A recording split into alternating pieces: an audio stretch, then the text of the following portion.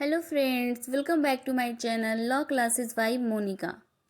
आज का हमारा टॉपिक है मुस्लिम लॉ का सेकंड टॉपिक, विवाह के कौन कौन से प्रकार हैं। पिछले वीडियो में मैं विवाह के मुस्लिम विधि के अनुसार विवाह की क्या परिभाषा है, उसके क्या उद्देश्य हैं, क्या प्रकृति है और उसके आवश्यक शर्त कौन कौन से हैं, तो मैं वो बता चुकी थी पिछले वीडियो में। तो अगर आपने हमारा पिछला वीडियो नहीं देखा है तो डिस्क्रिप्शन में मैं लिंक दे दी हूँ, वहाँ से आप देख सकते हैं। और आज का हमारा टॉपिक है मुस्लिम विवाह के प्रकार, जिसमें सही विवाह क्या है, फाशिद विवाह क्या है, बातिल विवाह क्या है, आपको इसके बारे में जानना है। तो ये हमारे उर्दू शब्द हैं और एग्ज़ाम में आपको ये उर्दू शब्द ही यूज करने पड़ेंगे। एग्ज़ाम में अगर आएगा बातिल विवाह क्या है तो आपको बातिल शब्द ही यूज करने होंगे, आप इसकी जगह पे शून्य यूज नहीं कर सकते हैं। तो सही विवाह जिसको मान्य विवाह भी कहते हैं, फासिद विवाह मतलब अनियमित या अमान्य विवाह होता है, बातिल विवाह जिसे शून्य विवाह कहते हैं। तो आगे बढ़ने से पहले अगर आपने हमारे चैनल को सब्सक्राइब नहीं किया है तो प्लीज़ सब्सक्राइब कर दीजिएगा और बेल आइकन ज़रूर प्रेस करिएगा ताकि आगे आने वाला वीडियो आप तक आसानी से पहुंच सके। तो चलिए चलते हैं आज के हमारे टॉपिक पे। सही विवाह क्या है, जिसे हम लोग वैध विवाह भी कहते हैं, मतलब मान्य विवाह। ऐसा विवाह जिसमें विवाह के लिए निर्धारित सभी शर्तों या औपचारिकताओं को पूर्ण किया गया है और किसी निषेध का उल्लंघन नहीं किया गया है, तो वो विवाह वैध या सही विवाह कहलाता है। मतलब विवाह में जो भी आवश्यक शर्तें होती है, जो भी औपचारिकताएं होती है, उसे अगर पूर्ण कर दिया गया है, उसका उल्लंघन नहीं किया गया है, तो वो विवाह वैध होगा। दूसरे शब्दों में कहें तो कोई भी विवाह जो न तो शून्य है और न ही अमान्य है, मतलब वह विवाह मान्य है। विवाह के मान्य होने के लिए निम्नलिखित शर्तों की पूर्ति करना आवश्यक है। पहला है प्रस्ताव और स्वीकृति होना चाहिए, प्रस्ताव और स्वीकृति। दूसरा है स्वतंत्र सहमति होना चाहिए। प्रस्ताव और स्वीकृति, एक पक्ष द्वारा प्रस्ताव किया गया है और दूसरे पक्ष द्वारा उसकी स्वीकृति आवश्यक है। दूसरा है स्वतंत्र सहमति, मतलब पक्षों की सहमति स्वतंत्र होनी चाहिए, किसी दबाव के कारण वह विवाह ना कर रहा हो। तीसरा है प्रस्ताव और स्वीकृति एक ही बैठक में होना चाहिए, मतलब प्रस्ताव और स्वीकृति जो है वो एक ही बैठक में हो और वयस्क और स्वस्थचित्त साक्षियों की अपेक्षित संख्या में ही उपस्थित होनी चाहिए। चौथा है विवाह के पक्षकार में रक्त संबंध, विवाह संबंध, धात्रेय संबंध न हो, मतलब विवाह जो है वो पक्षकार में रक्त संबंध नहीं होने चाहिए, विवाह संबंध नहीं होनी चाहिए और धात्रेय संबंध नहीं होने चाहिए। ये तीनों का एक्सप्लेनेशन हमारे पिछले वीडियो में है, तो अगर आपको धात्रेय संबंध नहीं समझ आ रहा तो आप वहां से देख सकते हैं। मतलब धात्रेय संबंध उसे कहते हैं जो बच्चा 2 वर्ष का है और वो माँ के अतिरिक्त किसी अन्य स्त्री का दूध पिया है तो उसे धात्रेय संबंध है। तो ये थे आवश्यक शर्तें मान्य विवाह के। सही विवाह या वैध विवाह के परिणाम क्या हो सकते हैं। संभोग की वैधता होती है, अगर विवाह हुआ है मान्य तरीके से, वैध तरीके से, किसी शर्त का उल्लंघन नहीं किया है तो संभोग की वैधता है और जो संभोग से उत्पन्न संतान होगी वो भी वैध होगा। और भरण पोषण एवं मेहर का अधिकार होगा, पत्नी को भरण पोषण एवं मेहर का अधिकार मिलेगा। भरण पोषण पसे शब्द से ही पता चल रहा है, मतलब आवास, कपड़े और अनाज खाना, तो उसका अधिकार है। मेहर का भी अधिकार होगा। चौथा उत्तराधिकार का अधिकार होगा। पत्नी की स्वतंत्रता पर युक्त प्रतिबंध का अधिकार होगा। पति को इद्दत का पालन अनिवार्य होगा, मतलब पत्नी की स्वतंत्रता पर युक्त प्रतिबंध, मतलब युक्त जो प्रतिबंध हो उसी पर आप प्रतिबंध लगा सकते, किसी अन्य स्वतंत्रता पर नहीं। छठा है इद्दत का पालन अनिवार्य है, अगर विवाह वैध है तो इद्दत का पालन पत्नी के लिए आवश्यक है। इद्दत क्या है इसका एक्सप्लेनेशन मैं नेक्स्ट वीडियो में दूंगी, बस यहाँ पे मैं बस यही बता सकती हूँ कि इद्दत वो अवधि होता है जिसमें स्त्री की, पति की अगर मृत्यु हो गई है, तलाक द्वारा विवाह विच्छेद हो गया है तो उसे एकांत में रहना पड़ता है और वह दूसरे पुरुष से विवाह नहीं कर सकती है। अगर विवाह मान्य है तो अगर तलाक हुआ है तो 3 मासिक धर्म, और अगर पत्नी विधवा हो गई है तो 4 महीने 10 दिन का इद्दत का पालन करना होता है। तो अगर इसका एक्सप्लेनेशन आपको नेक्स्ट वीडियो में मिलेगा।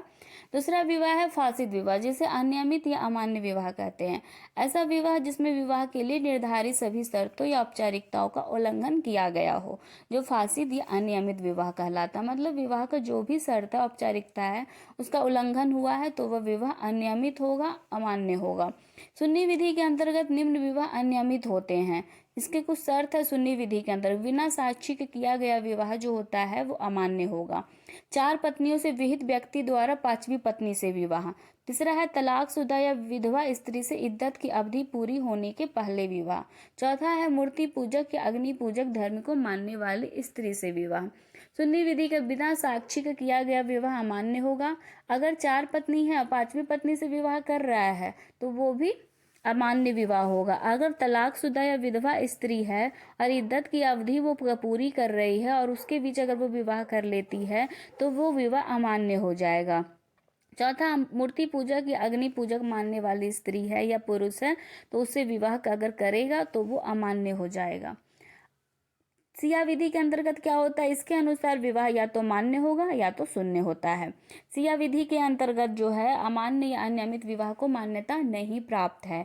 जो विवाह सुन्नी विधि के अंतर्गत अनियमित है, अमान्य विवाह माने जाते हैं, वे सिया विधि के अंतर्गत शून्य होते हैं। सिया विधि के अंतर्गत बिना साक्षी के किया गया विवाह भी जो है वो पूर्णतः मान्य होगा। मतलब जो विवाह सुन्नी विधि में अनियमित या अमान्य होता है वो सिया विधि में शून्य हो जाता है।